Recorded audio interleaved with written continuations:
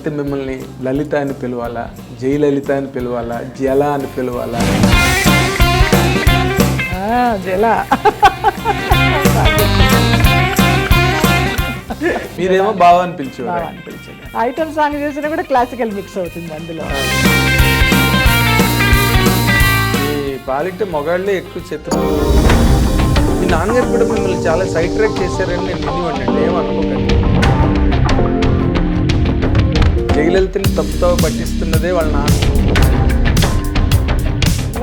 పెళ్ళి కానివ్వలేదు అనుకోండి ముందు. చెయ్యి చెయ్యి చెయ్యండి అన్న ఇలాగ అంటున్నారు, మరి స్విమ్ సూట్ వేసుకోమంటున్నారు, చిన్న చిన్న డ్రెస్సెస్ చెయ్యమ్మా పర్లేదు. చెయ్యాలి, డబ్బులు సంపాదించాలి, ఇంటికి తీసుకురావాలి. అప్పుడు అంత ఆలోచన కూడా లేదు నాకు. అప్పటి నుంచి ఇలాగ స్కూల్ గుండెలు కట్టుకొని ఎవరు చూస్తారా అని తలెత్తకుండా వెళ్ళిన ఫ్యామిలీ, తలెత్తకుండా వెళ్ళిన అమ్మాయిని మొత్తం అన్నీ. ఈ రెండింటి మధ్య మీ మానసిక స్థితి ఎలా ఉండేదండి? నా గురించి ఫ్యామిలీ వచ్చేసి వాళ్ళందరినీ బతికించాలి. అసలు నాకు అర్థం కాలేదండి. అందులో అన్నదమ్ములు కూడా ఇప్పుడు ఇలా ఉండాలి, ఇలా ఉండకూడదు. అదే మీకు మైనస్ పాయింట్ అయ్యుండొచ్చు కదా, అయ్యింది కూడా. కాంతారావు గారికి నేను హెల్ప్ చేశాను. నేను హెల్ప్ చేయడం స్టార్ట్ చేసిన తర్వాత చిరంజీవి గారికి, రజనీకాంత్ గారికి తెలిసి ఆయనకి ఎంపీలు చేశారు. చిరంజీవి గారు ఒక గొప్ప మాట అంటారు ఇప్పుడు కూడా, వాళ్ళతో ఫోటో దిగి నాకు చెప్పారు, తను చేసే వేషాలకి, తను చేసే సేవా కార్యక్రమాలకి పొంతనే ఉండదు. మేము ఏదైనా చిన్న సహాయం చేసి పెద్ద పబ్లిసిటీ ఇచ్చుకుంటాము, ఆ అమ్మాయి అలా కాదని కాంప్లిమెంట్ ఇచ్చారు. పట్టం కట్టుకోవాల్సిన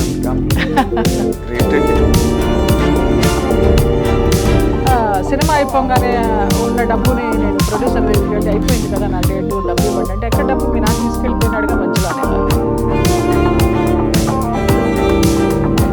అన్నీ ఉందివ్వండి విలాసాలన్నీ. అయ్యో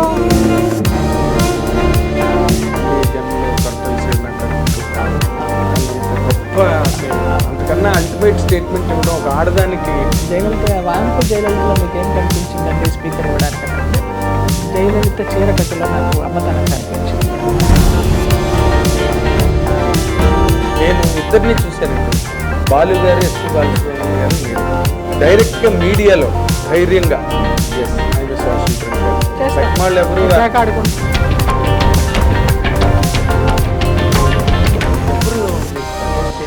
పెళ్లి చేసుకుంటానని ప్రపోజ్ చేసే మహానుభావులు ఎవరు దొరకలేదు. ఉంచుకుంటానని వచ్చిన వారే.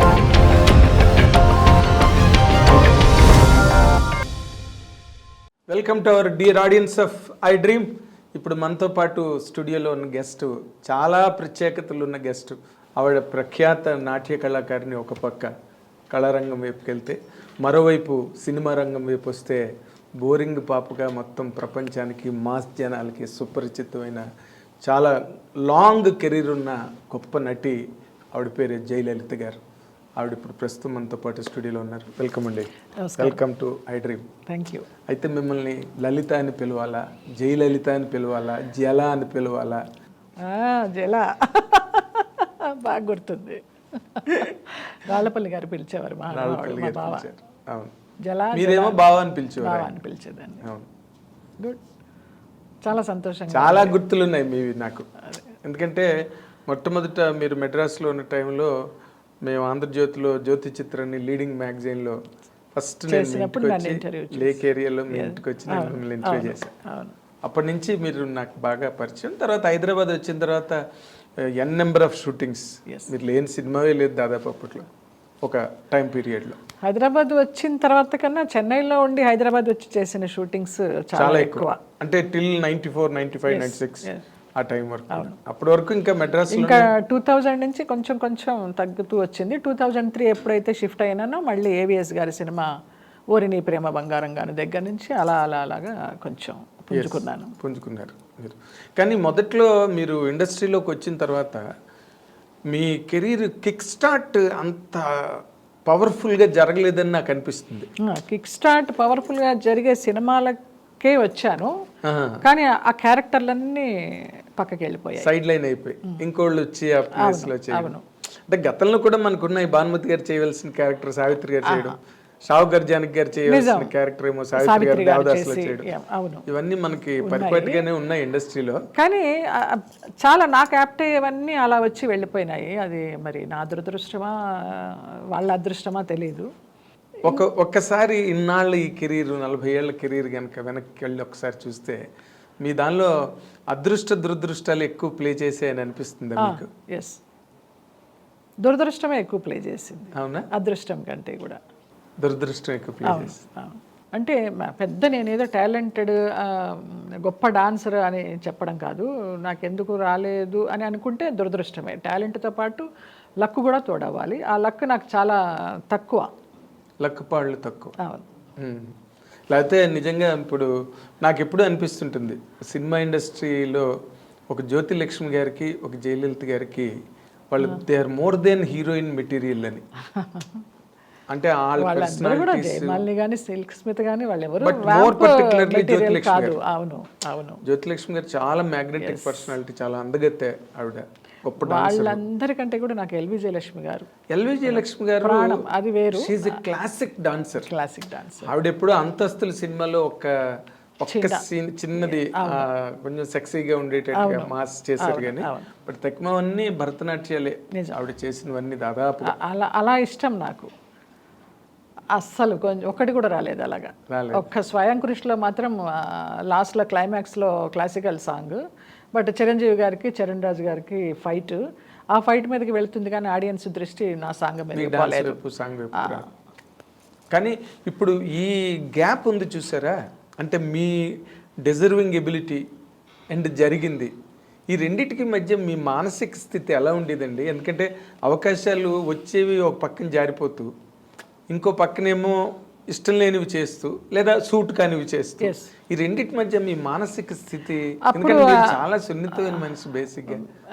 అంత మెచ్యూర్డ్ కాదు మానసిక స్థితి, ఆ నలిగిపోవడాలు అవి ఏమీ తెలియదు. ఒకటే మైండ్లో పెట్టుకున్నాను, నా గురించి ఫ్యామిలీ వచ్చేసింది, వాళ్ళందరినీ బతికించాలి.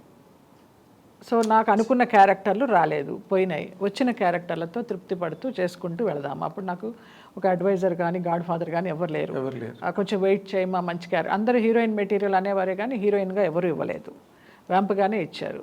సరే ఏది ఇస్తే దాన్నే నేను సంతోషంగా స్వీకరిస్తూ చేసుకుంటూ వెళ్ళాను. కానీ ఇష్టం ఉన్నా లేకపోయినా నా అభిమానులు కూడా చాలామంది ఇంత హోమ్లీ ఫేస్ వ్యాంప్ ఎలాగిస్తారమ్మా డైరెక్టర్ గారు మీకు అంటే, నాకు వ్యాంప్ ఎక్స్ప్రెషన్ పలకదు, అసలు పలకదు.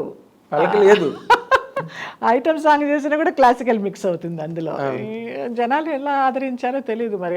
అది ఒక రకంగా అదృష్టమా ఒక రకంగా దురదృష్టమా తెలియదు. మొత్తానికి అలాగా కంటిన్యూ అవుతూ వచ్చాను. అంటే మీరు ఇందాక చెప్పిన దానిలోనే మీరు సంతృప్తిగానే చేశాను అన్న మాట వెనకాతలు ఇంకో బలమైన మాట ఉంది. అంటే ఇంతమంది 14 మంది నమ్ముకుని వచ్చారు. అసలు నాకు అర్థం కాలేదండి, ఒక ఆడపిల్ల జీవితం మీద ఒక 14 మంది డిపెండ్ అయిపోయి, అందులో అన్నదమ్ములు కూడా, ఎవరైనా ఎక్కడైనా అన్నదమ్ములు కష్టపడి ఆడపిల్లల్ని సెక్యూర్ చేస్తారు. మీ ఇంట్లో అంత రివర్స్ ఏంటండి అసలు? ఎప్పుడు నాకు అర్థం కాదు. చిన్నప్పటి నుంచి కూడా 6వ సంవత్సరం నుంచి నేను డాన్స్ ప్రోగ్రామ్స్ ఇస్తూ, నేను అక్క చల్లా సిస్టర్స్ లాగా ఎర్న్ చేస్తూనే ఉన్నాము.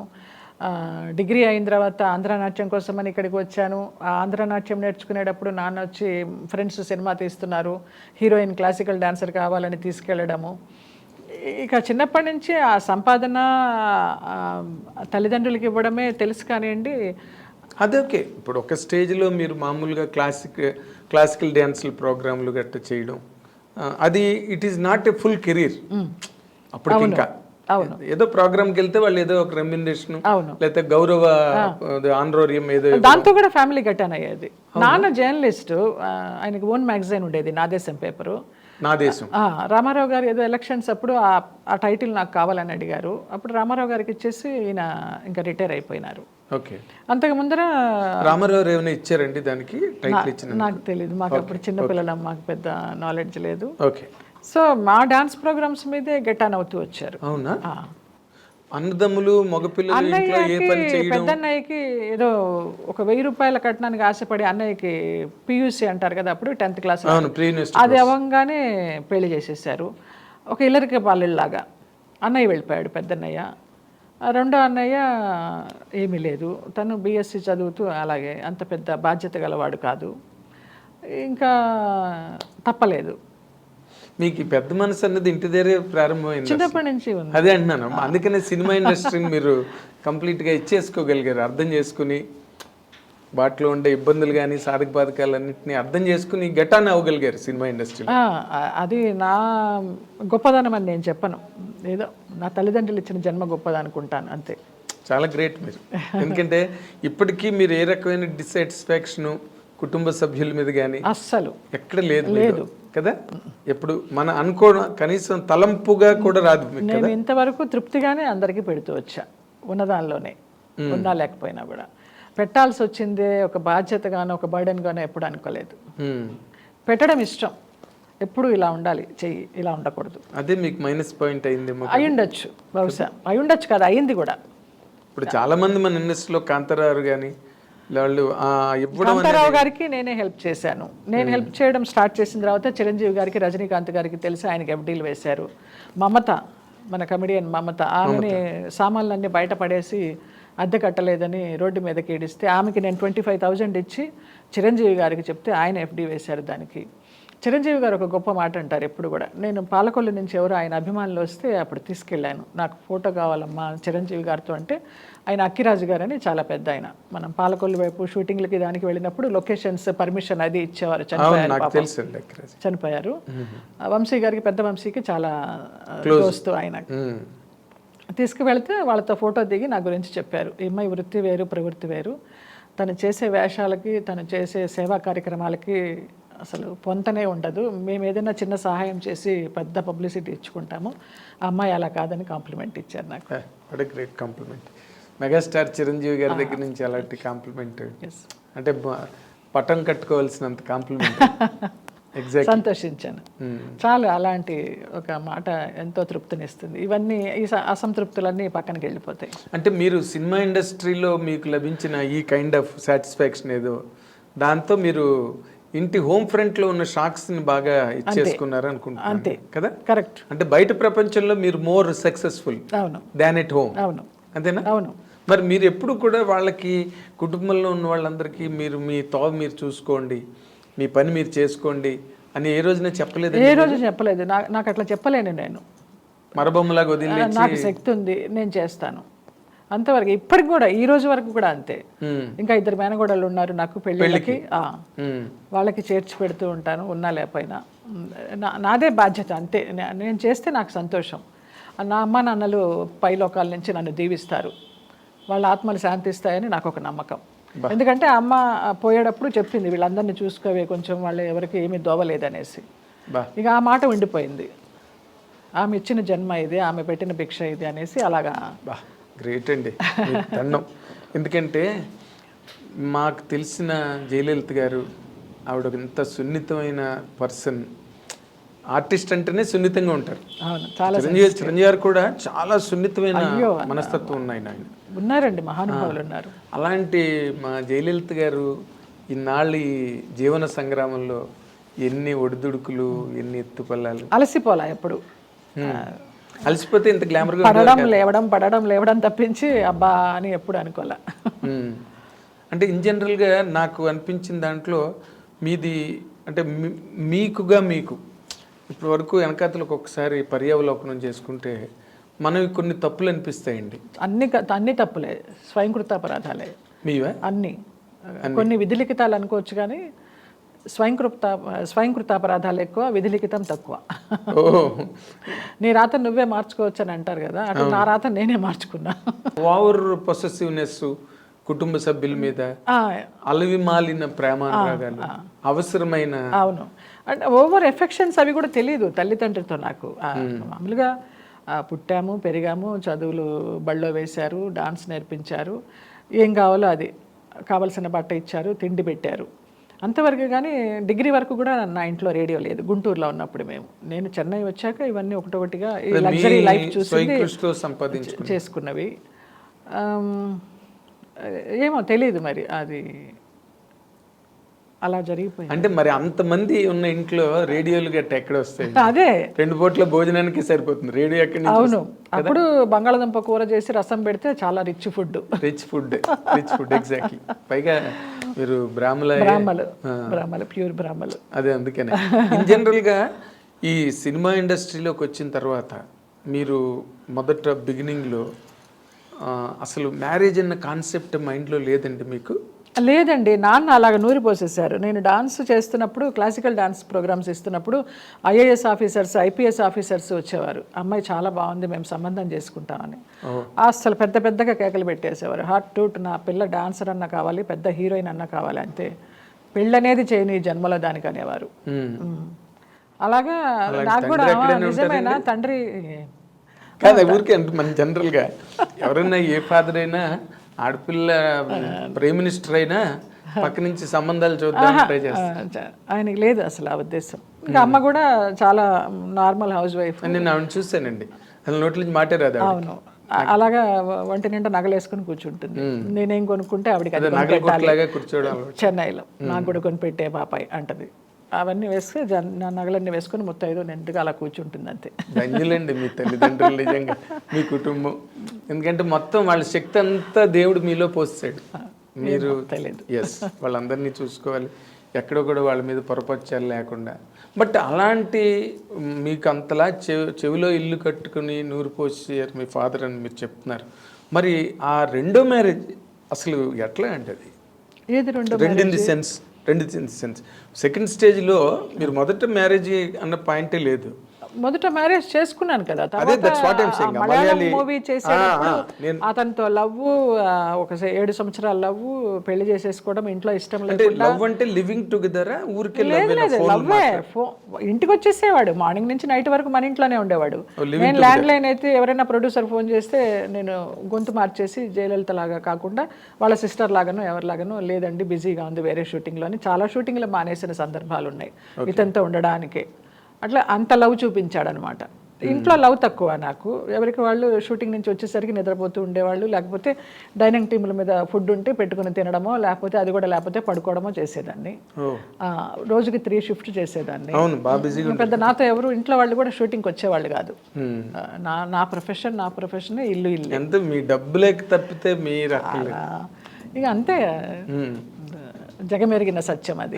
అంటే మీరు లివింగ్ టుగెదర్ అండి? మ్యారేజ్ లేదు, మ్యారేజ్ చేసుకున్నాం చోటానికరమ్మ ఆలయం అని కొచ్చిన్లో. చాలా 7 ఏళ్ళ లవ్ తర్వాత లవ్ లో ఉన్నప్పుడు చాలా మంది పెద్దలు చెప్తూ వచ్చారు. చలపతిరావు గారు కానీ, గోపాలకృష్ణ గారు కూడా మీకు చెప్పడం నాకు తెలుసు. నేను అబద్ధం చెప్పా ఆయనకి, గోపాలకృష్ణ గారికి.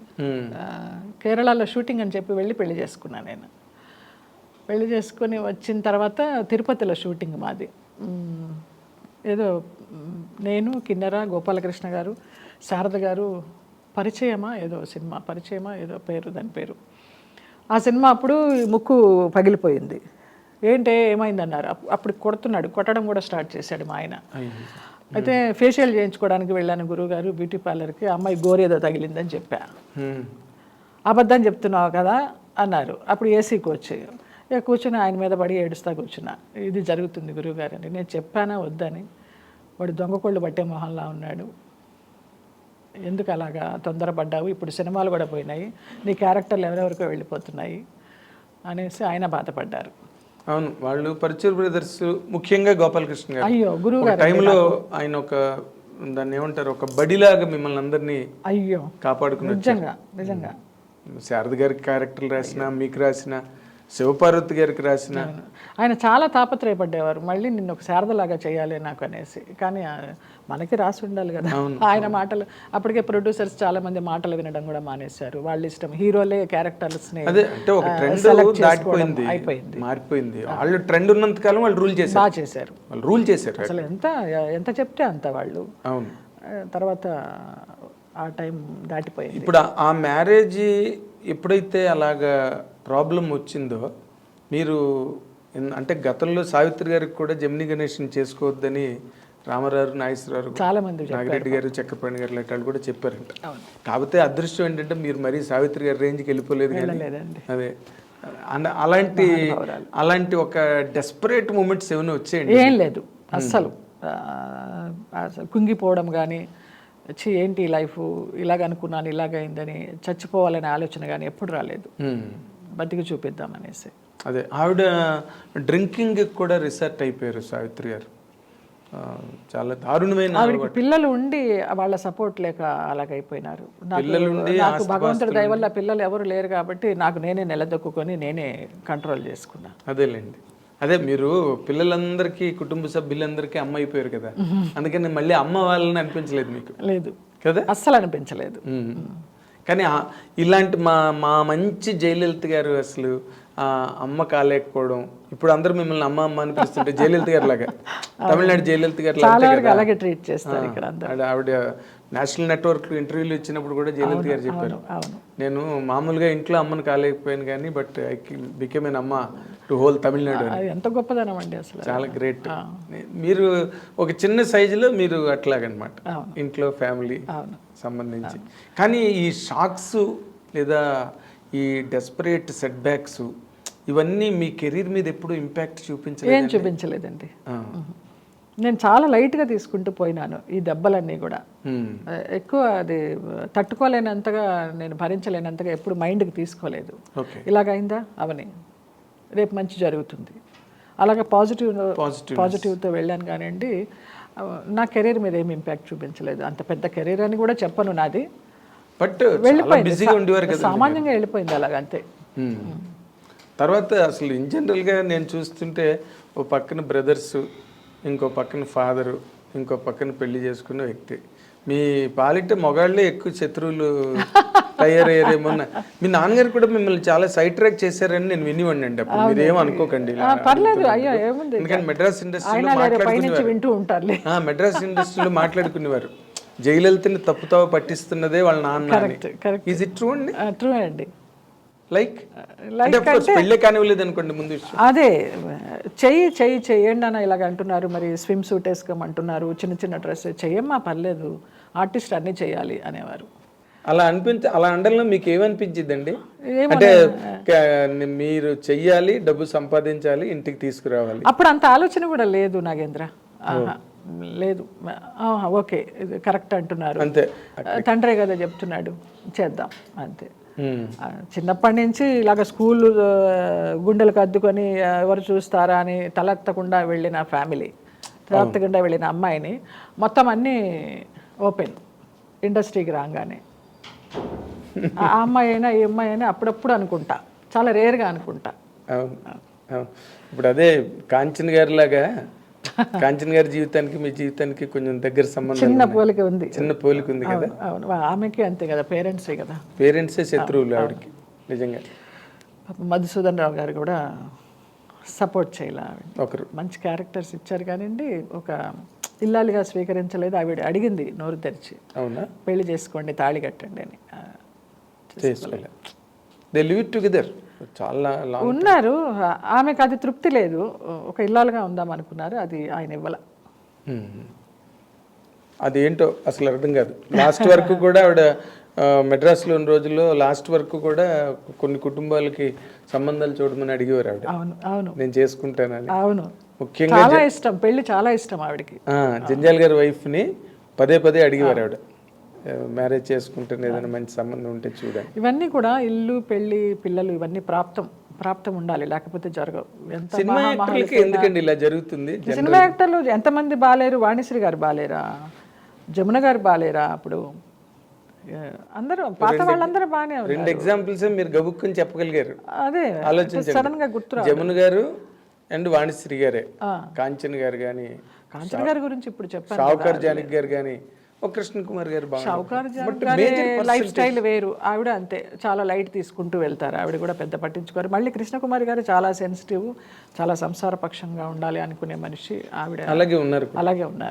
మంచి పీక్ లో ఉన్నప్పుడు కదా ఆవిడ మానేసి మ్యారేజ్ చేసుకుంటారు. అవును.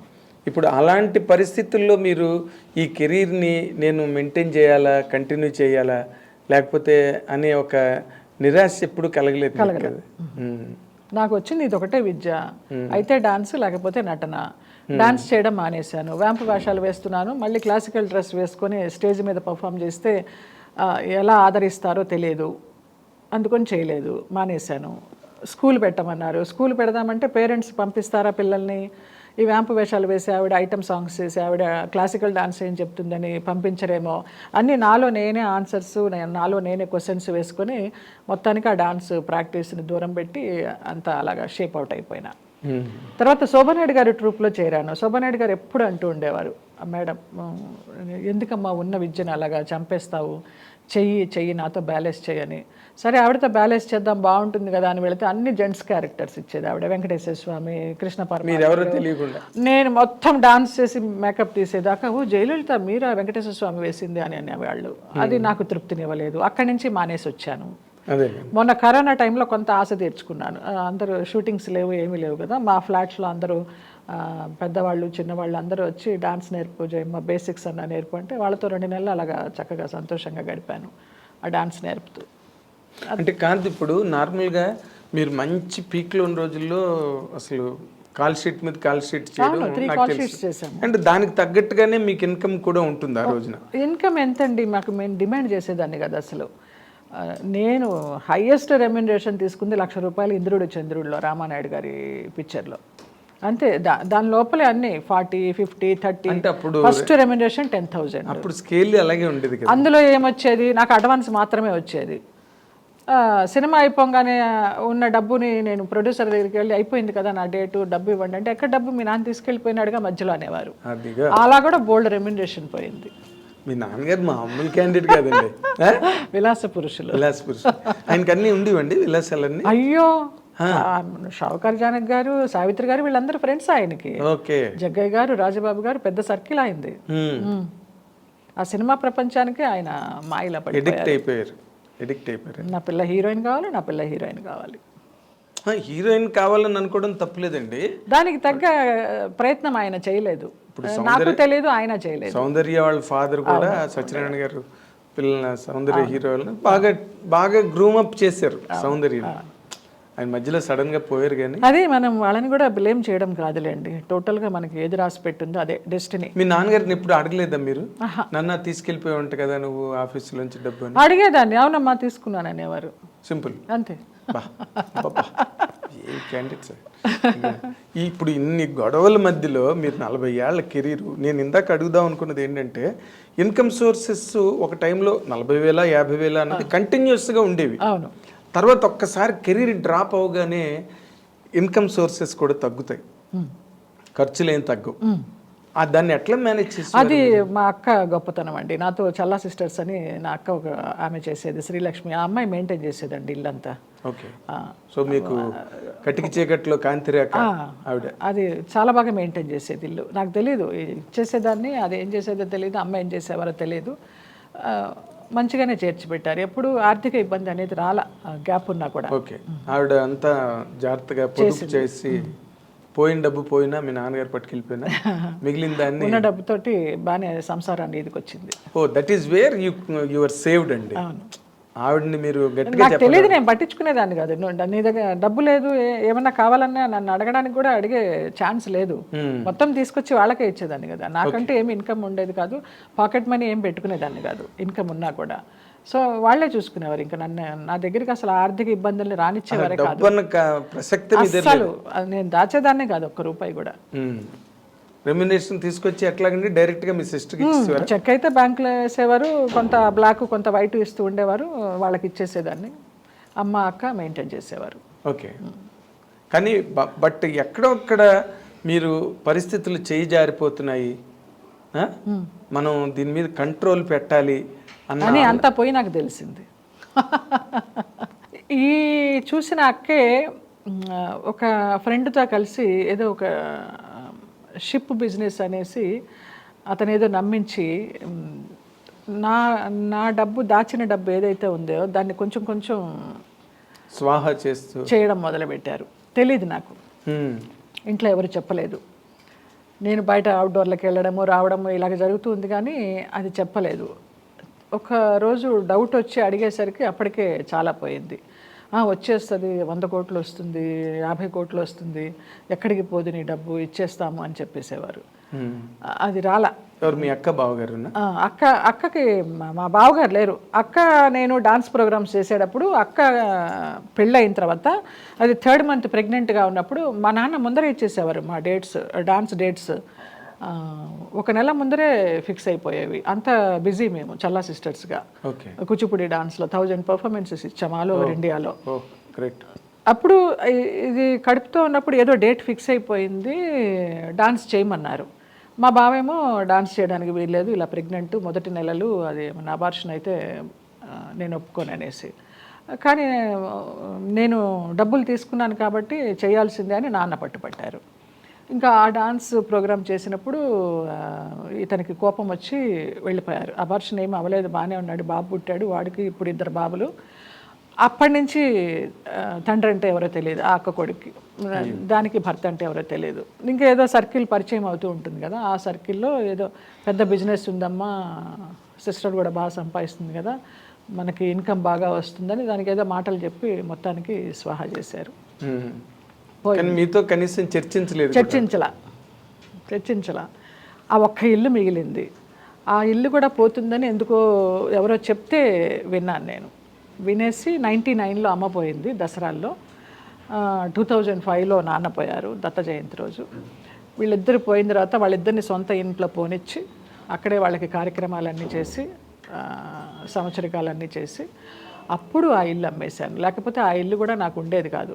ఆ ఇల్లు అమ్మేస్తానంటే అప్పుడు నాకు ఆడిటర్ రామ్మోహన్ రావు గారు, బ్రహ్మయాండ్ కంపెనీ, ఆయన ఇన్కమ్ ట్యాక్స్ ప్రాబ్లం వల్ల సగం నా పేరు మీద సగం అమ్మ పేరు మీద పెట్టారు.